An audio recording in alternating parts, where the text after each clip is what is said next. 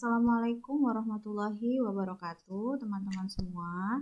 Apa kabarnya? Jumpa lagi dengan saya, Tania Nurmalita, dalam sesi Be Better You untuk materi mengenal dan mengontrol emosi. Atau di materi kali ini kita akan belajar terkait dengan manajemen emosi. Teman-teman yang ingin berkunjung ke media sosial saya bisa melihat di Instagram di gi_selflove. Di situ ada beberapa postingan yang memang saya peruntukkan untuk memberikan semacam psikoedukasi lah untuk teman-teman yang berkunjung ke Instagram saya. Semoga dengan teman-teman berkunjung ya ada sedikit mungkin pengetahuan tentang hal-hal psikologi yang bisa teman-teman dapat. Baiklah, untuk mempersingkat waktu, kita bisa mulai saja untuk materi hari ini.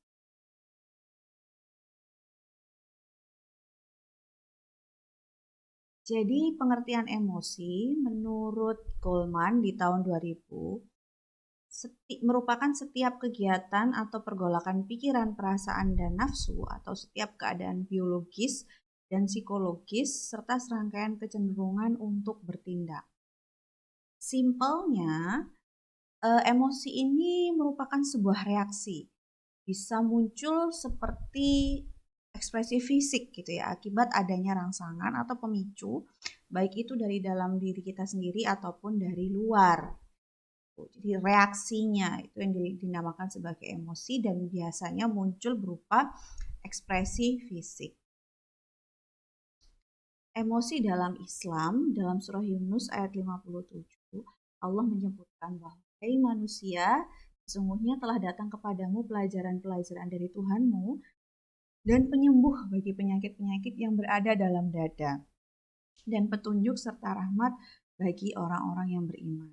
Nah, kenapa sih penyakit-penyakit dalam dada ini mengacu juga pada emosi? Karena emosi itu biasanya keluarnya juga ada dari hati, ada yang dari pikiran turun ke hati.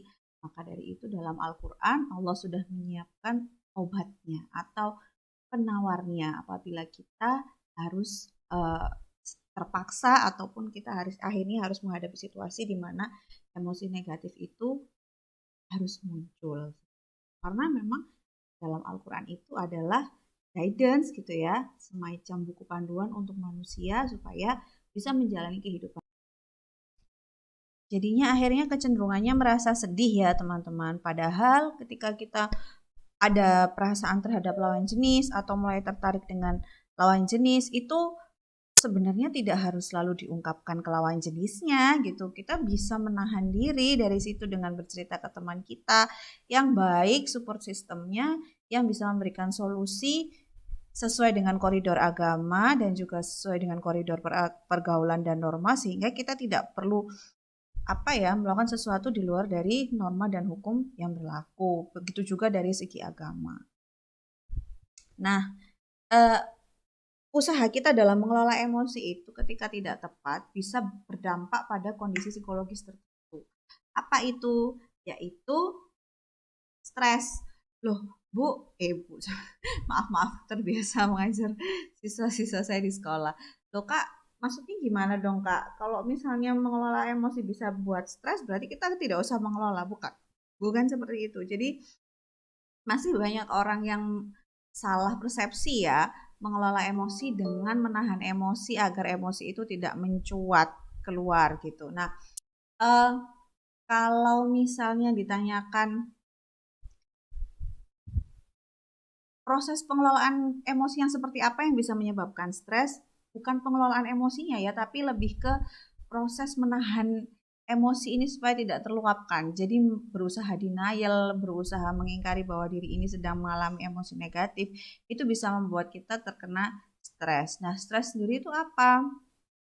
Merupakan persepsi dan respon kita terhadap tekanan yang terjadi dalam hidup gitu. Nah, dalam menghadapi stres ini kita juga akan muncul dua respon, yaitu respon positif dan juga respon negatif.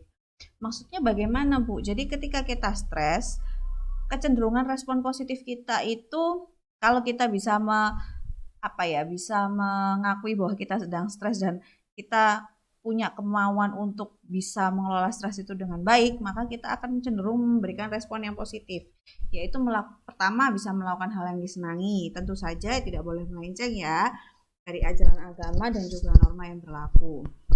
Kemudian yang kedua adalah melakukan sesuatu yang memberi nilai tambah, yang ada hasilnya, entah itu merajut, entah itu belajar public speaking, entah belajar editing video. Kenapa Bu harus ada hasilnya? Karena ketika kita sudah punya hasil, ketika kita ada sesuatu yang bisa mensubstitusi atau menggantikan stres kita itu, rasanya itu puas gitu ya. Oh, aku. Jadi ketika teman-teman tidak marah, itu bisa dirubah posisi duduknya, bisa mungkin dari berdiri menjadi duduk atau duduk terus jongkok, habis itu berbaring, terus habis itu wudhu dan sebagainya. Jadi harapannya nanti teman-teman bisa lebih tenang gitu ya. Apalagi yang paripurna adalah wudhu ataupun sholat sunnah 2 rakaat. Di situ teman-teman akan merasakan bahwa ya Allah, saya tadi melakukan sesuatu yang tidak baik, atau saya tadi terlalu meluap-luap emosi negatif saya, mohon maaf ya Allah, dan sebagainya. Kita bisa juga dengan memperbanyak istighfar. Dengan istighfar kita sadar bahwa kita ini manusia yang tidak sempurna, kita ini memang dilahirkan sebagai sosok manusia dengan kelebihan dan kekurangannya, termasuk di dalamnya adalah bagaimana emosi-emosi itu ada dalam diri kita. Nggak perlu malu, nggak perlu minder, tapi bagaimana kita mengelolanya. Dengan kita bisa mengelola emosi, harapannya nanti jadi lebih baik. Kita jadi punya empati yang lebih kepada orang. Ketika kita melihat orang emosi, kita tidak langsung ngejudge, dasar lu kurang istighfar, atau enggak, dasar kamu kurang sholat, makanya gampang marah. Kita tidak pernah tahu masalah apa yang mereka hadapi, karena bisa jadi ketika kita ada di posisi mereka, belum tentu kita bisa sekuat mereka.